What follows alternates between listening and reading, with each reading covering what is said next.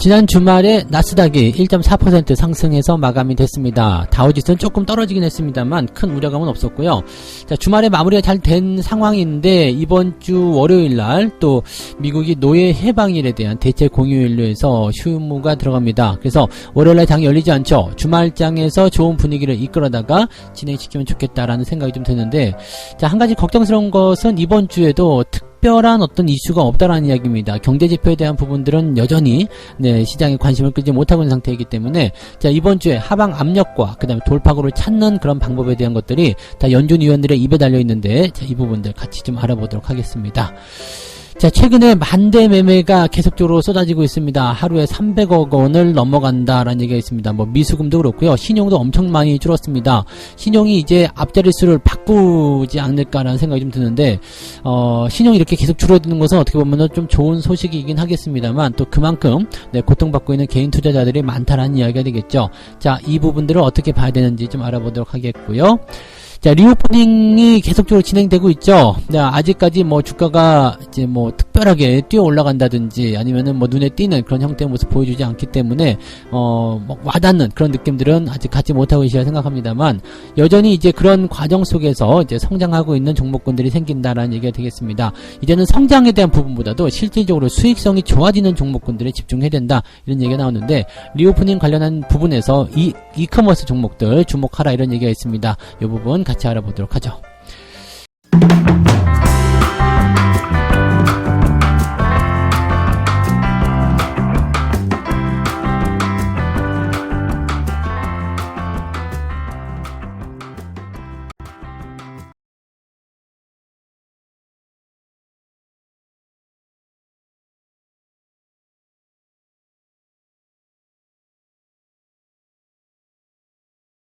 네, 반갑습니다. 오늘은 6월 20일 월요일입니다. 네, 또다시 새로운 한 주가 시작됐는데, 주말 동안에 뭐 약간 좀 걱정하신 분들도 좀 계셨을 것 같기도 하고, 좀 편안하게 보내신 분들 계셨을 것 같기도 합니다. 다행스러운 건 이제 미국이, 잘 넘어갔어요. 선물 만기를 일단 나스닥 플러스권으로 해서 마무리 좀 잘 시켜놨고요. 자, 하지만 여전히 이제 하방에 대한 압박이 좀 크기 때문에 이 부분에 대한 부담감은 좀 있다고 보시면 되겠습니다. 자, 이번 주 같은 경우는 특별한 경제지표가 없는 그런 과정인데, 이런 상황 속에서 이제 파월 의장, 그 다음에 연준 위원들의 이야기들이 있습니다. 뭐 연준 위원들이야 뭐 계속적으로 이제 씨불이 되는 것이 일이기 때문에 뭐 그렇다 치긴 하는데, 자, 일단은 오늘 당장 시장은 휴무를 하지만 블러드의 이제 연설이 있습니다. 이 블러드는 잘 아시듯이 매파죠. 금리 인상에 굉장히 공격적이긴 한데, 그래도 이 사람이 이제 뭐 어느 정도 선을 넘어가지는 않는 것 같은 느낌이라서 조금 기대해 볼 만하긴 하겠습니다. 그 다음에 화요일이죠. 내일 같은 경우도 이제 FOMC 위원회 메스터의 연설이 좀 있습니다. 그래서 이런 부분이 좀 있고요. 그 다음에 수요일, 목요일 이렇게 되어 있는, 우리나라는 이제 목금이 되겠죠. 네, 이때는 이제 파월의 연설이 있습니다. 파월의 연설.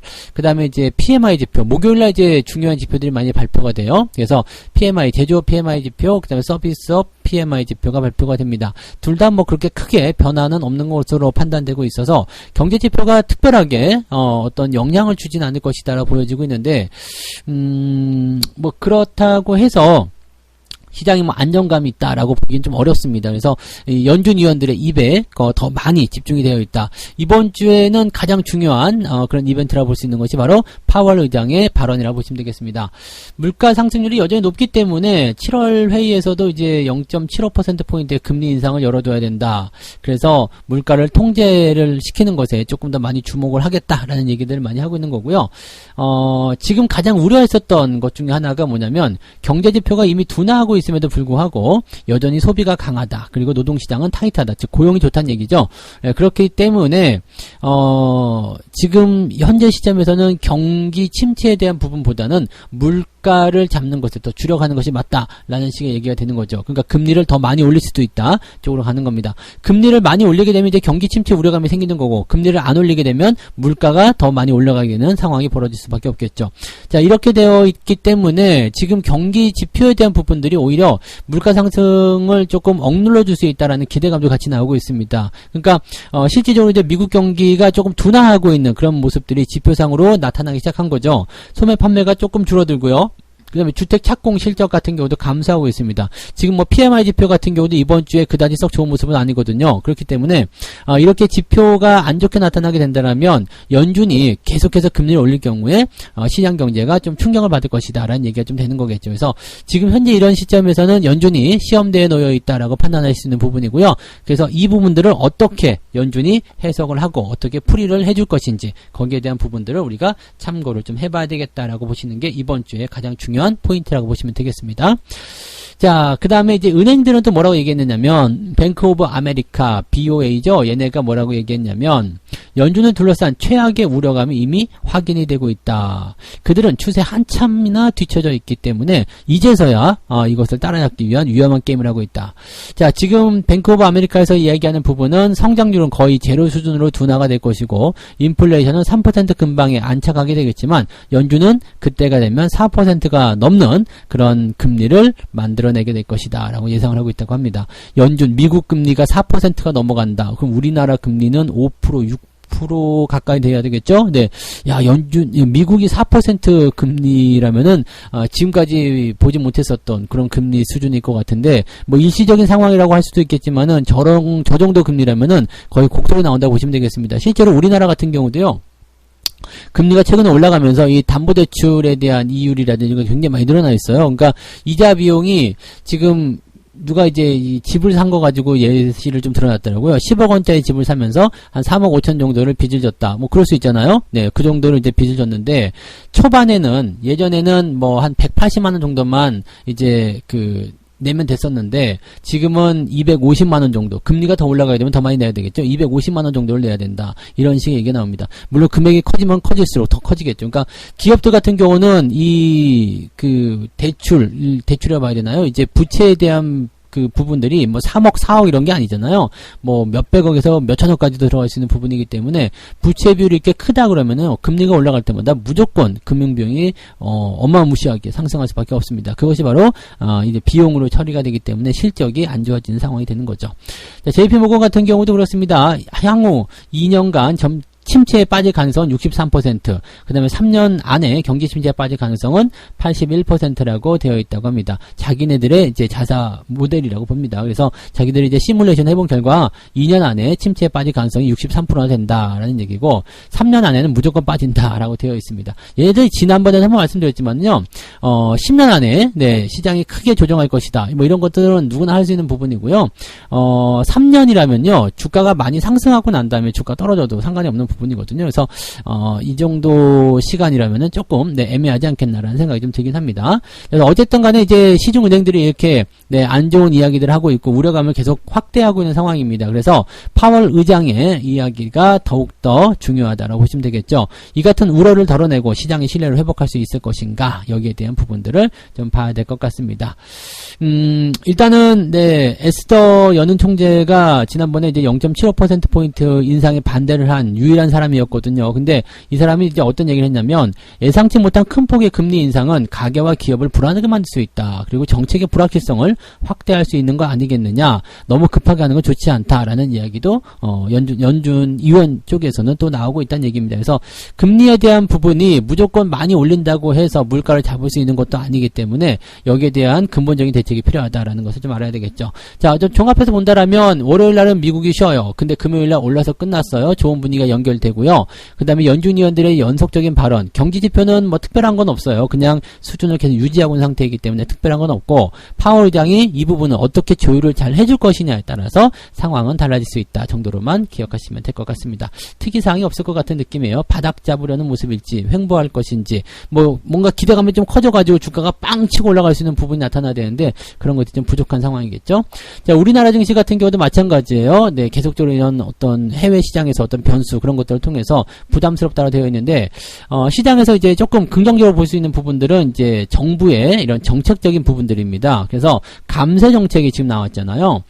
지금 보면 이제 법인 세율을 22%로 낮추겠다. 이 세율을 낮춘다는 것은 기업의 실적이 좀 늘어날 수 있는 부분입니다. 왜냐하면 비용이 그만큼 줄어드는 거죠. 즉 3%의 이런 세율 인하는 일단 금리 인상으로 인한 그런 어떤 비용 증가에 대한 부분들을 상쇄시킬 수 있을 것이다 라고 판단해 볼 수 있는 부분이 좀 되는 거고요. 자, 또 한 가지는 이제 양도세 부과에 대한 부분들이 2년간 유예가 됐죠. 그러니까 지금 보면 이제 10억 원 이상이면은 이제 아들, 손자, 며느리 다 합쳐서 10억 원 이상이면은 세금을 내야 됐었는데 이것을 연기를 다시 했어요. 그래서 100억 원으로 다시 늘어났고요. 자, 2년 동안은 이제 이 양도세에 대한 걱정은 따로 안 하셔도 될 것 같습니다. 그러면 어떻게 될까요? 연말에 팔아먹던 그런 물량들이 나오지 않을 수 있다라는 것을 생각할 수가 있겠죠. 뭐 이걸 두고서 이제 뭐 부자 감세다 뭐 등등 얘기들 많이 나오고 있지만은 어쨌건 지금 현재 시장을 활성화시키기 위한 정책이면은 맞지 않겠나 생각됩니다. 여기에다가 이제 뭐 종부세에 대한 부분들도 이제 조금 확대해주는 모습이 좀 나타났고요. 그래서 뭐 지금 보면 이제 세금에 대한 부분들은 일단 비용으로 처리가 되는 부분이기 때문에 요것을 조금 감세해줬다라는 것은 금리 인상이라든지 외부 변수에 의해서 실적이 줄어드는 부분들 조금 보존해주는 내용이다라고 생각하시면 될 것 같습니다. 그래서 여기에 대한 부분이 이제 시장에 녹아들기 시작하게 된다라면 또 이 여기에 대한 부분이 이제 진행이 될 거 아니에요. 그러면은 이제 금리 인상이나 기타 여러 가지 상황에 의해서 실적이 줄어든 부분이 있을 거라 생각했는데 이 감세 에 대한 부분들이 딱 그 부분을 봉사해주고 어느 정도 만회시켜준다면 생각보다 나쁘지 않았네? 라는 식의 기대감을 좀 가져갈 수 있다는 얘기죠. 당장은 근데 이 부분이 주가를 끌어올릴 만한 어떤 효과는 아직은 미비하지 않겠나 생각은 합니다만 전체적으로 이제 시장을 좀 바닥을 잡아가고 그 다음에 상승을 좀 진행될 때 거기에 대한 어떤 명분을 제시하는 효과로는 충분하지 않을까라고 생각되는 부분이 되겠습니다. 그 정도 살펴보시면 될 것 같아요. 그래서 일단은 오늘 같은 경우도 뭐 그다지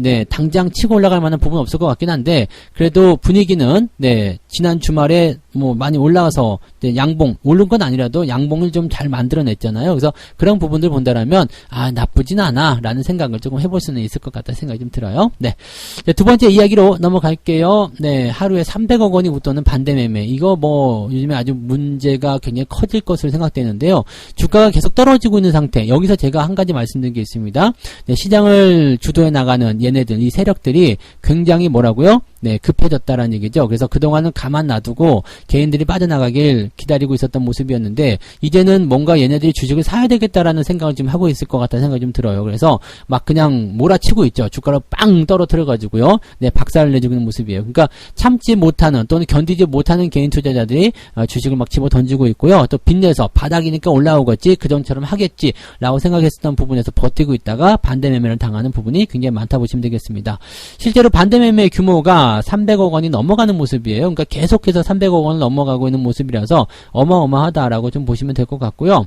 뭐 미수거래라든지 신용거래 이런 부분에서 계속적으로 매도가 나타나고 있기 때문에 이 반대매매에 대한 부분들을 반드시 조심해야 될 것이다라고 받아들이셔야 될 겁니다. 반대매매는 한번 걸리게 되면 이제 자기의 의지와는 관계가 없어요. 나는 팔고 싶지 않은데 라는 생각을 하고 있어도 그냥 주식을 팔 수밖에 없는 상황이 되거든요. 이렇게 되면은 좀 억울한 감이 좀 있을 수 있어요. 그리고 이 반대 매매로 인해서 투매가 확 쏟아지고 나면 그 물량을 밑에서 그놈들이 다 받아가거든요. 다음날 주가 반등 나올 때 엄청나게 허탈해집니다. 그래서 가급적이면 미수, 신용 이런 거 쓰지 마시고요. 주가 떨어졌다고 해서 기회구나, 사야 되겠구나 생각하는 것이 아니라 그걸 꼭 쓰고 싶다라면 주가가 나중에 추세를 다 끝내고 나서 올라갈 때 그때 들어가시면 됩니다. 더 빠질 게 없다라면은 반대 매매든 뭐든 나올 일이 없습니다. 그리고 공매도 나올 일이 없어요. 그러니까 다 빠지고 나서 주가가 상승하기 시작할 때는 신용을 쓰든 미수를 쓰든 뭐 상관없을 거니까 그럴 때 생각하시는 게 오히려 낫다. 근데 가급적이면 신용이나 미수 같은 거 안 쓰시는 게 낫겠죠?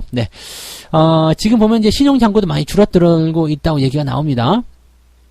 신용잔고가 지금 뉴스에서는 뭐 20조 원 2천억, 뭐 20조 원 3천억, 뭐 이런 6천억 이렇게 나오고 있는데 지금 17일 기준으로 이제 확인해 보니까 20조 200억 정도 나옵니다. 그러니까 이 지난 주말에도 3천억 넘게 이제 이 신용잔고가 줄었다고 보시면 되겠죠.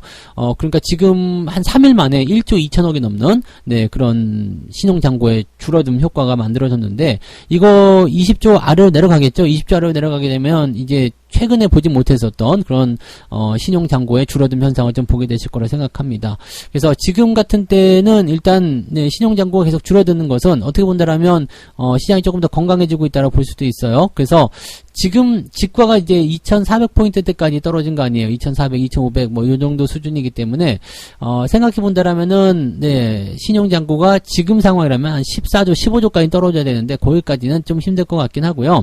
한 18 8조 원대까지만 가더라도 한숨은 돌릴 수 있지 않겠는가라는 생각이 좀 듭니다. 그리고 이 신용장고는 한번 이렇게 시장에 대해서 관심이 떠나버리게 되면 계속해서 들어오고 싶은 생각이 별로 없어지거든요. 10명 중에 한 2-3명 정도는 들어올 수 있겠지만, 네, 7명, 8명 정도는 그냥, 나 주식 안 할란다라고 생각하죠. 그래서 주가가 올라갈 때 또 팔아먹는 사람들이 생겨나게 되거든요. 그러니까 그런 부분들이 나오게 되면 개인들 물량이 이제 점차적으로 좀 줄어들 수 있는 상황이 좀 될 것 같습니다. 그러면은 이제 시장을 이렇게 조정을 하고자 하는 그런 세력들이 네, 원하는 목표를 달성하게 되겠죠. 특히 외국인 같은 놈들은 네, 계속해서 팔아먹고 있는 상태잖아요. 주가가 많이 떨어지면 떨어질수록 지들이 받아먹을 때 더 유리하기 때문에 지금 당장 손해를 볼 수도 있겠지만 그래도 팔아먹는 건데 손해를 보지도 않고 있어요. 왜냐하면 공매도를 많이 늘려놨다는 얘기죠. 즉 내가 주식을 팔아가지고 손해보는 상황들은 네, 공매도로서 해칭을 시켜주고 있다라고 보시면 되겠고, 지금 삼성전자의 외국인 보유 비중이 이제 49%대까지 떨어진 거죠. 50% 밑으로 떨어졌어요. 그러니까 이런 부분을 보면은 역대급으로 팔아먹은 건 맞아요. 그리고 뭔가 반등이라든지 뭔가 다른 조치가 나와야 되는 상황이 거의 가까이 왔다는 것은 맞는데 그 자리가 언제냐, 그리고 딱 그 자리까지, 그게 바로 내일이라고 하더라도, 바로 오늘이라고 하더라도 지금 현재 시점에서 기다리기가 어려운 것이 투자자들의 현실이다라고 보셔야 되겠죠. 자, 아직 수치는 더 내려가야 된다고 보여지긴 합니다만은, 네, 지수가 이제 뭐 계속해서 내려갈 수 없는 거기 때문에 어느 정도 올렸다가 다시 내렸다가 하는 형태의 모습으로 가지 않겠는가 판단해 보시면 되겠습니다. 절대 신용, 미수 같은 거 쓰지 마시고요. 계속 이런 물량이 줄어들고 있다는 것은 그래도 우리한테는 긍정적인 부분이 조금 있다 정도로 생각하시면 되겠습니다. 세 번째 이야기합니다. 리오프닝 때문에 방향을 틀고 있는 이커머스. 자, 그래서 앞으로 이제 이커머스 업체들이 다시 또 주목을 받게 될 것이라는 얘기가 좀 나오고 있습니다. 리오프닝이 되면서 이커머스 업체들이 이제는 성장성보다는 수익성에 관심을 가질 수밖에 없게 될 것이다 라고 얘기가 나옵니다. 대형마트 관련한 종목들에게 관심을 가져라 이렇게 얘기가 나왔는데, 일단은 네, 이 리오프닝 시대, 즉 코로나 상황에서는 이커머스 지금 인터넷 쪽으로 이용하는 그런 부분, 배달부터 시작해서 이런 쪽이 굉장히 많이 올라갔었잖아요. 그래서 그런 부분들이 이제 나타났었던 모양새였는데, 성장성은 좋은데 수익성은 여전히 좀 별로였었다라는 얘기들도 있었거든요. 근데 지금은 이제 그 활동성이 조금 많아지기 시작했고요. 그 다음에 경제활동 재개에 따른 기대감이 생기기 때문에 이제는 성장성에 대한 부분보다는 수익성이 더 많이 올라설 수 있는 상황이 될 것이다. 그래서 지금은 이제 네, 성장성 중심에서 수익성 중심으로 개선이 될 것이다 라고 얘기가 되고 있는 부분입니다. 즉 폭발적으로 고객이 증가한다거나 폭발적으로 뭔가가 일어나는 그런 시기는 지나가고 있다라고 판단하시면 되는 거겠죠. 대표적인 사례로 이제 쿠팡을 이야기한다라고 하는데, 쿠팡을 보시면은 네, 얼마 전에 이제 멤버십, 네, 가격 인상이 좀 있었죠. 그래서 저도 이제, 물론 이제 얼마 차이는 안 나더라고요. 2,900원에서, 4,900원인가? 5,000원인가? 이렇게 올라가요. 근데, 한 2,000원 올라가는 거잖아요. 그래서 얼마 안 되는 것 같다 생각이 좀 들긴 하는데, 2,900원에서 2,000원을 올려야 된다라고 그러면 거의 한 60% 정도? 맞나요? 계산이? 네, 60% 정도? 네, 실적, 인상률이잖아요. 그러니까 생각보다 퍼센테이지로 따지면 굉장히 높은 상황이긴 합니다. 그러니까 그런 부분이라고 생각한다라고 보시는 거죠. 얘네들이 지금 보면은 그동안 이제 뚫고 넘어갈 수 있는, 왜냐면 다다익선이라고 하죠. 그래서 많이 팔게 됐을 때는 이제 수익을 마진이 적더라도 괜찮았는데, 지금은 이제 판매량이나 아니면은 이용자 수가 좀 많이 줄어들었을 것이라는 얘기가 되는 거죠. 거기서 이제 집중하고 있었던, 온라인으로 장보고 온라인으로 모든 걸 해결했었던 사람들이 점차 밖에 나가서 진행하기 시작하게 되는 겁니다. 즉 배달 음식을 시켜 먹었던 사람들이 식당에 가서 밥을 먹기 시작하게 되는 부분인 거죠. 그러니까 이렇게 됐을 경우는 어떻게 돼요? 회사들이 성장에 대한 어떤 부분, 즉 새로운 가입자, 새로운 이용자 이런 것들이 증가하는 것보다는 이제는 상품의 가격을 올린다든지 또는 여기에서의 어떤 좀 다른 그런 형태의 모습들을 챙겨야 될 것이다라고 보시면 되는 거겠죠. 그래서 이런 내용들이 지금 만들어지게 되면서 실질적으로 그런 가입자 수의 감소나 이용객 수의 감소를 만회시킬 수 있는, 상쇄시킬 수 있는 것이 바로 이제 수익성 증가다. 그래서 이커머스 업체들이 전체적으로 수익성 쪽으로 가게 될 것이다라고 보시면 될 것 같아요. 그리고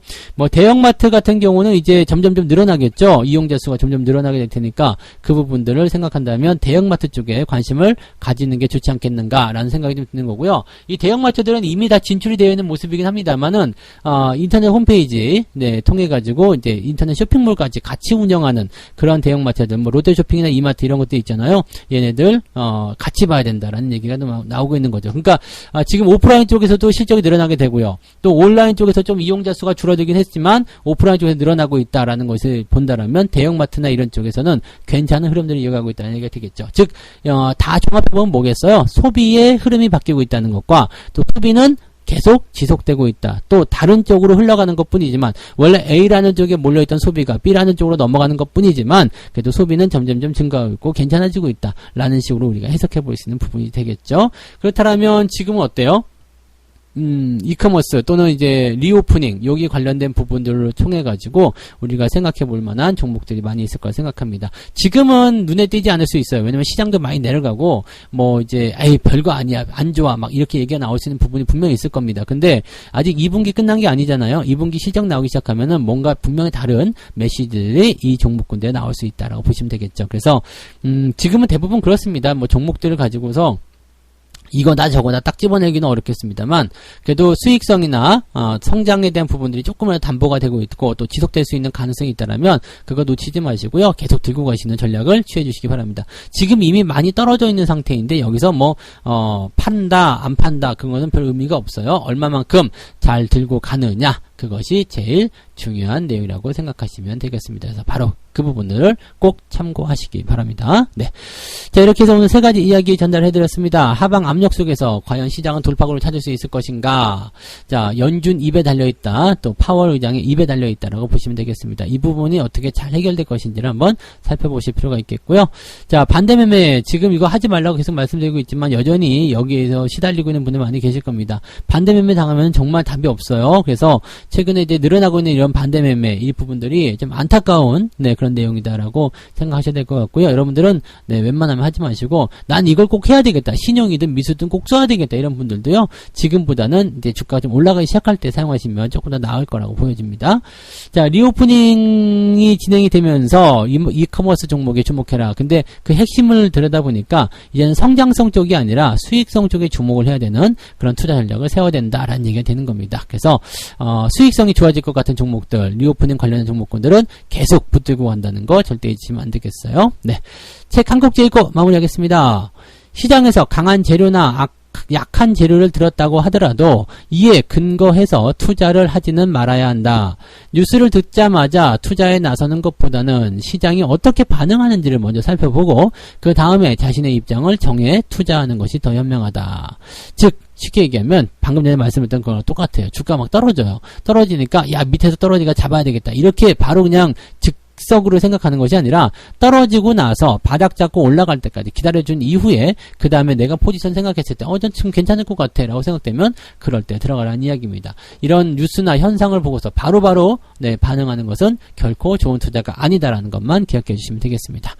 자, 오늘도 약간은 좀 힘들고 좀 뭐랄까 변수가 좀 있고 그러실 수 있겠습니다만 훨씬 수월할 겁니다. 지난주보다는 훨씬 수월한 한 주가 될 거니까요. 자, 오늘 첫 단주 잘 꿰매시기 바라고요. 자, 첫 단추는 어디서 꿰매야 되겠습니까? 바로 성투사의 무료방송에서 보시면 되겠죠. 오늘 9시부터 진행되는 무료방송에 웬만하면 참석하셔가지고요.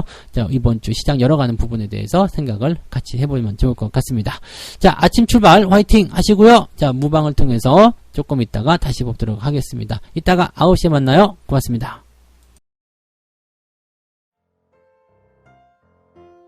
본 방송에서 제공되는 모든 정보는 투자 판단의 참고 자료이며 투자의 최종 책임은 본 방송을 이용하는 본인에게 있습니다.